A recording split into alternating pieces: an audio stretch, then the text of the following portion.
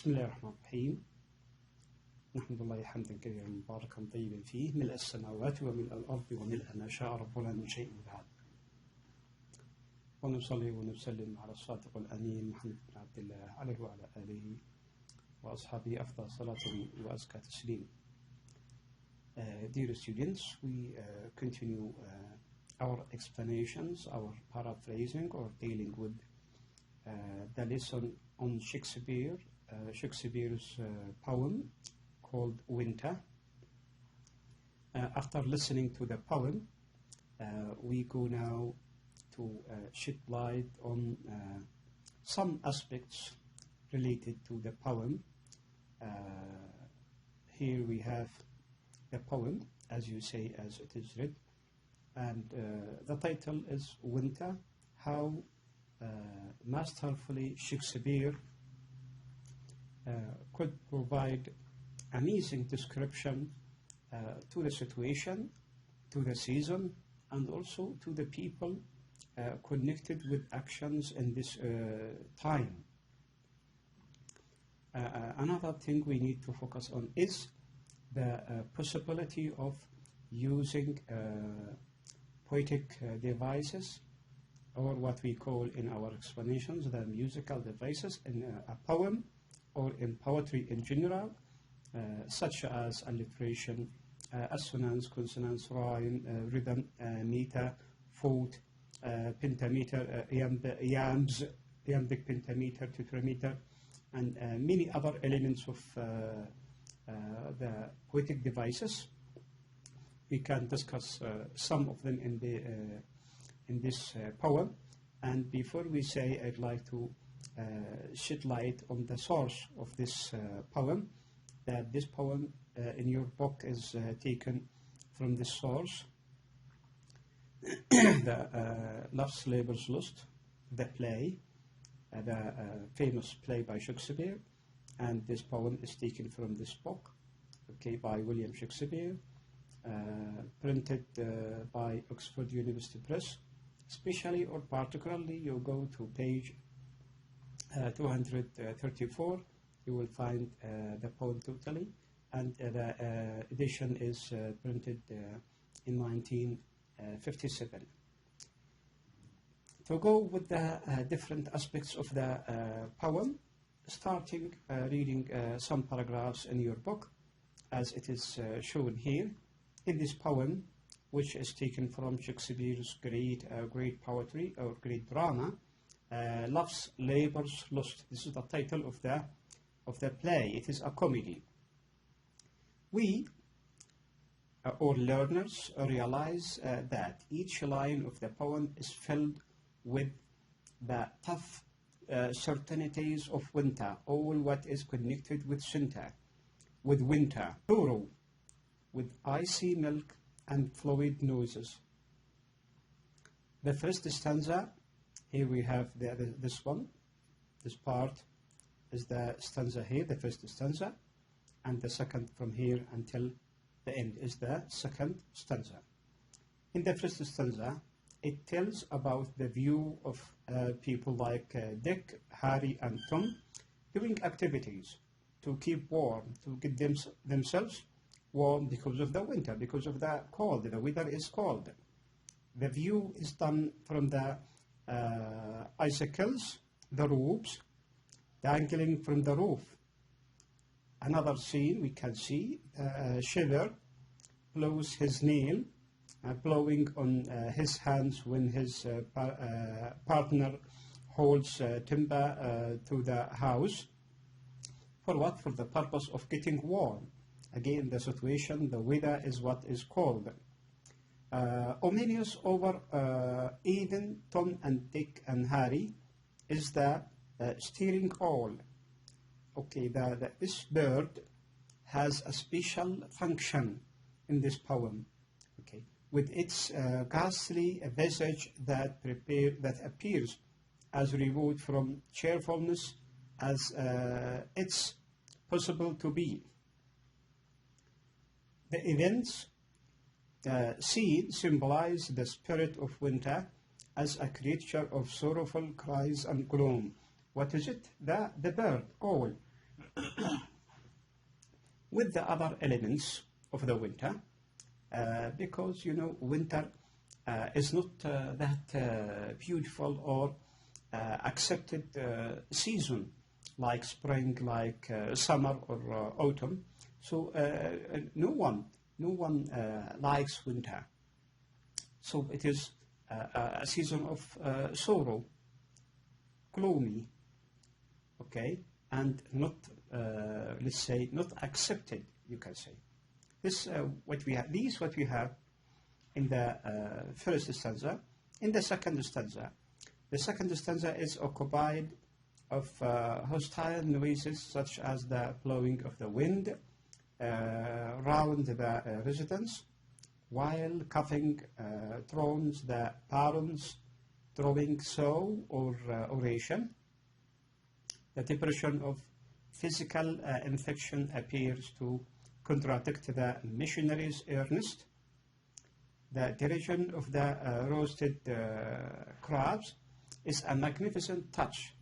Why? Because it bringing readers into the sight, making the people, the readers or listeners, to share the activity, to join as they are part of the situation. Indirectly, the depiction of the Gracie Joan or Joan signifies everything they cannot fold their backs on, with her curious attraction with the strolling owl shouting across the snows. Fatty Joan is both the representative homemaker and the area witch. So this lady Joan can be represented as both, as a homemaker and as a witch in winter. And we remember many stories on process of what we call magic.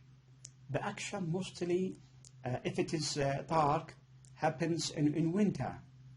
So this is what we call a close representation or symbolism. Shakespeare brought it, okay, to the minds of his listeners. Joan, or she, casts the real magic that helps people subsist another winter and optimistically anticipating the coming spring. So in this way, we have to realize that the witch is not a black one, but a helper one, a white witch. Here we go again to the analysis of the poem with specific elements or parts or themes dealing with this poem, Winter by Shakespeare. Starting with the first element, dealing with the birds. If we read, we can find that the greasing owl as a bird. The owl is a bird, but we know about this kind of bird that this kind of birds, it flies at night. It is quiet all the day and goes hunting at night. So the owl highlights itself twice in the verse, and the owl does the same thing twice in the poem. He, referring to the owl, chants a melody that goes to wit, to who, and again this phrase is of great importance as a musical device. Referring to the owl as he, the pronoun human third person singular he, is referring to personification. Okay, why? Because it chants, chants, and bringing us a melody. Okay, melody. Melody means a beautiful song. So who can provide beautiful songs? Human beings. And even birds. Besides the owl, there are those birds sing in the second stanza, which are just alarming, brooding in the snow, brooding, moving to try to find a sort of heat or being warm. The birds in the poem help showing two functions. The first point is a bit terrifying. The owl symbolizes perverment, or demise. In a way, it is unaccepted because it is terrifying, suffering, okay, a sort of misery. In a way, telling that he is a very frightening murderer. Who is he? He, referring to the owl. The second point, the second function, confirming that though winter is an austere and accepted and unexciting as death, life is there. Yeah, because people are living, they are doing activities, they have a sort of what we call optimistic view regarding the coming season, the spring. The bird in the poem, as others, is very much alive. Here is what the opposite of terrifying, and let's say as a sort of anticipation or expecting something good to come within with sort of activities those actors doing in this poem. The second element is symbolism or simple. What symbols we can find in this poem? Let's read it.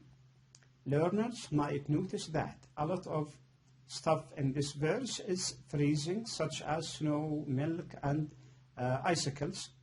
All these elements or these parts referring by a way or another to cold, to the winter itself. In the poem, the winter freezes most sort of stuff that is related to life, like water, milk, and blood. All of these are what freezing. We mostly read about them, or if it is not directly, they are implicitly known or understood as freezing. Freezing, that the water, the milk, the blood are freezing. Even blood inside the body is freezing, and this is just a sort of what? Symbolism.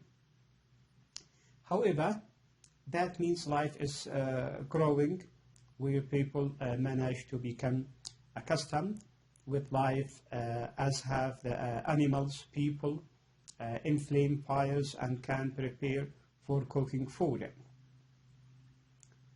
If we talk about icicles and hanging, which clearly they symbolize winter, as we mentioned earlier. The character Dick, the shiver, blows air through his nails that expresses or indicates blowing his hands for what? For the purpose of warming, try to get warm. The fourth line of the poem, like the first, goes with the symbolism where milk symbolizes life and nourishment, and the inference is the winter momentarily chills life. Moving to the fifth line of the poem, in which it goes with life and frozen motif. Here we have a comment on the 12th line that depicts birds lying in the snow. Yeah, lying doesn't mean that they are comfortable, but they are moving, making a sort of moving to have a sort of activity by their bodies, by their wings, to get warm. The next element or point of this poem, it deals with theirs. So now we need to speak little about the form, the construction, the building, the composing of the poem, and what kind of meter it is used in this poem. The rhythm and rhyme of the poem definitely support to put a further spring in our step. To kill the pot is to stop it from blistering over conceivably by providing it a good move or supplying cold water. John could be grabbing it off the stove to flow a round of tea, or making a point that the family stew does not blister. So waiting for something to get warm by eating, by drinking. And eating or drinking is a sort of life. So this lady, Joan, providing a sort of magic, but this magic is helpful. It is white one, helping them to to continue, let's say, to continue the life they're living. The next point concerning form and meter, it is the style of verse used in this poem. It is iambic tetrameter, and iamb, as we discovered in the third lecture concerning musical devices and also rhythm and meter. So we deal with the iambs, the different iambs from 1 until 8. So now we have the tetrameter, the fourth, number 4. Okay, tetra means 4. So iamb, part of iambic, and iambic, by the way, here is an adjective. The iamb is a metrical unit with unstressed, stressed syllables. If you go back to your book, you will find the definitions of all these concepts, all these musical patterns. So, in this poem, Winter, we find a fragment of 2 successive songs, which sang at the end of the play, Love's Labour's Lost. The first song is Winter, the second is Spring. So if you go back to the book, Love's Labour's Lost, you will find the 2 songs finishing the play. One is Winter, the second one is Spring.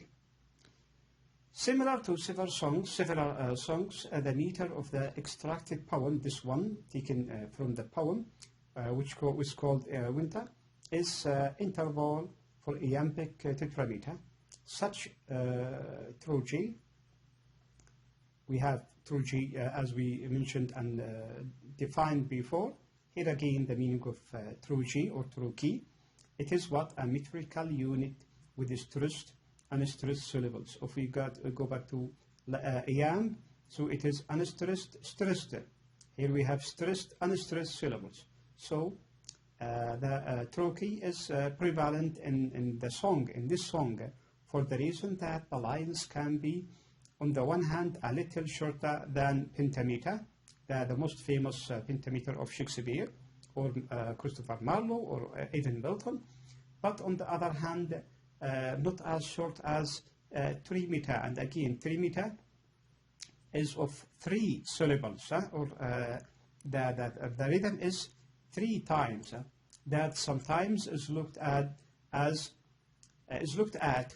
if it is a sort of a childish style. So moving from a childish style with this 3 meter, which is used in songs and rhymes for children, to a higher complicated one. It is called tetrameter, but not complicated as pentameter. So pentameter is the most famous one, and it is elegant one, famous, used in the 15th, 16th centuries, particularly during the Elizabethan age or Shakespearean or the Renaissance. Let's now move or shift to get some ideas about the setting of the poem, because it is part of a play, a drama, a poetic drama. We need to know about the circumstances of organizing this poem within or extracted from a play. From reading the poem, the learners or the critics or readers might realize that the action is certainly happening somewhere revolving around winter. Because of the title, we can guess that it is direct. Since they find witnesses such as frozen milk, icicles, chilled blood, and based on the works of the characters in the poem. In the poem, and also we should mention also in the poem and in the play, within the play, it is unquestionable that the speaker does not have an urban community in mind. For instance, for example, one of the people is realized as a shepherd, whereas clearly the people of such imaginary communities still bring their milk, supporting the ideas. However, our poet Shakespeare does not prepare so by informing the audiences or spectators categorically that such season in such environments is too cold, and in several details spiteful, though with some pleasing features, as well as the adjectives pleasing, like cold and spiteful, are not even applied in winter. Instead, Shakespeare offers a series of tangible, plain details which suggest the qualities and allow the audience creatively to feel the life of this winter themselves. We have another example here. The cook is untidy and filthy, oily, either from the shivered cooking oil or from her sweat because of the leaning over the sizzle fires and the roots. The roots is mud covered. It should be rude without S because it is here singular, and here we refuse to plural. Notice that. The birds sit brooding in the snow, and the folk paying attention to the parson have colds, and the nose of the girl servant is red from cold. However, satisfying things are in prospect. Prospect means it is a sort of symbolical notion that people, even with the difficulty of winter, they are realizing and they are waiting the beautiful season to come, spring. Here we have several more descriptions, paraphrasing, explanations about the setting of the poem. I would like you to get enough time, read it, try to understand it, and also to discuss it with me if you wish, any other time you prefer. Put in mind one important question from the outcome of this explanation. I'd like you to, again, according to what we have explained a little bit, and from the previous classes we spoke about the musical devices or poetical devices, I'd like you to answer the question, how is iambic tetrameter employed in this poem, in the poem of Winter by Shakespeare? Okay, so this question is again of great importance. The second one, you can get information, you can deal with it as a sort of extra experience. It says, in what mode does the odes call different from the other facts of the poem? We spoke little but indirectly about this poem. Now, I think that we finished chapter 6 on Shakespeare, to deal with one of his poems as an example. I hope to meet you next time, inshallah ta'ala. Okay, after preparing chapter 7, the next lesson. Until that time, I wish you all the best. Wassalamu alaikum wa rahmatullahi ta'ala wa barakatuh.